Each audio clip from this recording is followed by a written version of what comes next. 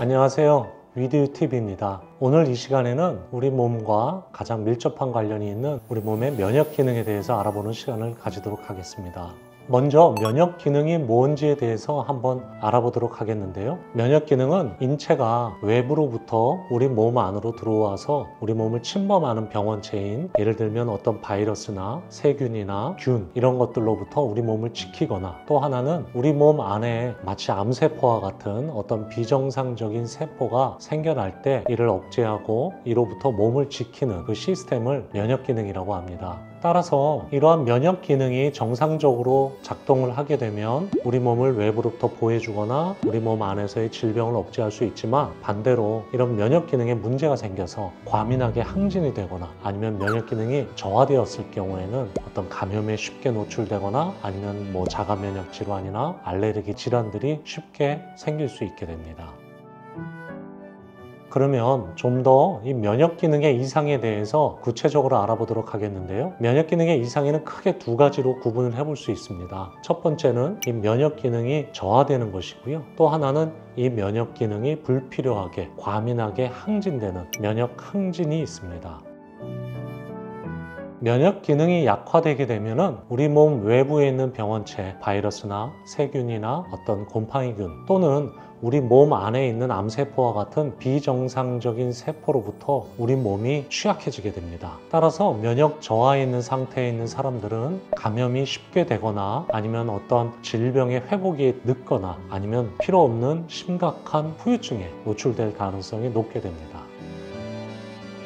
이런 면역 저하의 주된 요인은 몇 가지가 있는데요. 첫 번째는 어떤 질병 또는 감염이 있을 수 있습니다. 암과 같은 어떤 특정 질환이나 만성적인 질환 아니면 어떤 바이러스 질환 같은 거는 우리 몸 안에 있는 면역 세포를 직접적으로 공격을 해서 파괴하거나 아니면 우리 몸의 면역세포의 생성을 저하시키기 때문에 면역이 저하되는 요인으로 꼽히게 됩니다. 두 번째로는 약물 치료가 있는데요. 면역 억제제나 고용량의 스테로이드나 암 때문에 항암 치료나 어떤 화학 치료 이런 것들을 오랫동안 유지하게 되었을 때 우리 몸 안에 있는 면역세포를 파괴시키거나 면역세포의 생성 기능을 저하시키게 되겠죠. 그래서 다시 우리 몸에서는 면역 기능이 저하되는 결과를 초래하게 됩니다. 또한 영양 부족을 면역 저하의 원인으로 꼽을 수 있는데요. 우리 몸 안에 있는 미네랄이나 비타민이나 우리 몸을 구성하는 중요한 요소들이 부족하게 되면 면역 저하를 초래하게 됩니다. 그리고 모든 질환과 마찬가지로 노화를 꼽을 수 있는데요. 우리 몸의 전반적인 면역 기능이 노화되게 되면 아무래도 노인 면역이라고 얘기해서 우리 몸의 전반적인 면역 기능이 저하되게 됩니다. 그리고 마지막으로 유전적인 요인을 꼽을 수 있는데요. 이러한 경우는 선천적으로 면역 결핍을 가지고 태어나는 경우들이 있는데요. 특정한 어떤 면역 세포나 단백질이 결핍되어 있는 상태를 유전적 요인이라고 얘기합니다. 면역 기능이 저하되어 있으면 감염이 잘 되거나 어떤 질병의 회복 능력이 현저히 떨어지는 결과를 초래하게 됩니다. 대표적인 것이 감염인데요. 면역 저하 상태가 되면은요, 일반적으로 쉽게 회복되는 감염도 늦게 회복이 되기도 하고요. 또 감염에 대해서 자주 반복하게 되기도 합니다. 그리고 일반적인 사람들 같은 경우에는 나타나지 않을 수 있는 합병증 증상도 면역이 저하되어 있는 경우에는 잘 나타날 수가 있습니다. 또 다른 특징적인 면역 저하의 증상으로는 우리 몸 안에서의 치유 기전의 저하인데요. 면역 기능이 저하되어 있으면 일반적인 사람들 같은 경우에는 쉽게 회복될 수 있는 그러한 질병 같은 경우에도 오랫동안 지속이 되거나 아니면 쉽게 반복을 하거나 해서 위험한 결과를 초래하는 경우도 있습니다. 그리고 또 다른 증상으로는 암 발생 가능성이 높아지게 되는데요. 면역 기능이 저하되어서 효과적으로 우리 몸 안에 있는 비정상적인 세포를 제어하지 못하게 되었을 때 암 발생 확률이 높아지게 됩니다.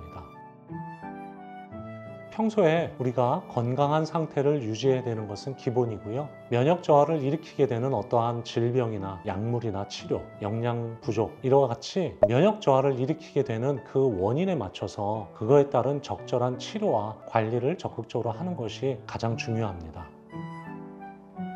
면역 기능이 항진되었다는 얘기는요, 이 면역 시스템이 정상보다 더 과도하게 비정상적으로 반응하는 것을 말합니다. 우리 몸의 정상적인 세포나 조직을 공격하거나 알레르기 반응을 일으키는 것을 포함하게 됩니다. 따라서 면역 기능의 항진은 자가 면역 질환 또는 알레르기 질환의 이유가 될 수가 있습니다. 첫 번째는 자가 면역 질환인데요. 면역 시스템이 자기 몸의 일부의 조직이나 세포를 외부 침입 물질로 오인을 해서 공격을 하는 질환이 자가 면역 질환인데요. 대표적인 자가 면역 질환으로는요, 류마티스 관절염이 있고요, 전신 홍반성 루푸스 질환이 있고요, 제1형 당뇨병 질환이 있습니다. 또한 면역 기능이 항진되어서 나타나는 대표적인 질환 중에는 아토피나 두드러기와 같은 알레르기 질환이 있습니다. 알레르기는 면역 시스템이 항진되고 교란되어서 일반적으로는 아무렇지도 않은 외부의 물질, 어떤 음식, 꽃가루나 어떤 특징적인 것들에 대해서 교란이 되어서 잘못 과민하게 반응을 하는 것을 말합니다. 대표적인 알레르기 질환에는 아토피가 있고요, 두드러기가 있고요, 알레르기 비염, 알레르기 천식, 결막염, 이러한 모든 것들이 면역 기능이 항진되어서 나타나는 알레르기 질환의 일종입니다. 또 다른 면역 기능 항진으로 인한 질병에는요, 만성 염증성 질환이 있는데요. 염증이라는 것은 우리 몸에서 정상적으로 면역 반응이 일어났을 때 나타나는 어찌 보면 정상적인 물질일 수도 있는데요. 우리 몸에서 지속적으로 면역이 항진되어서 면역 항진 반응이 나타나게 되면 염증이 지속적으로 꾸준히 생성이 되다 보니 만성 염증성 질환을 초래하게 됩니다. 대표적인 만성 염증성 질환에는요, 건선이라든지요, 크론시병이라든지요, 궤양성 대장염이 있습니다.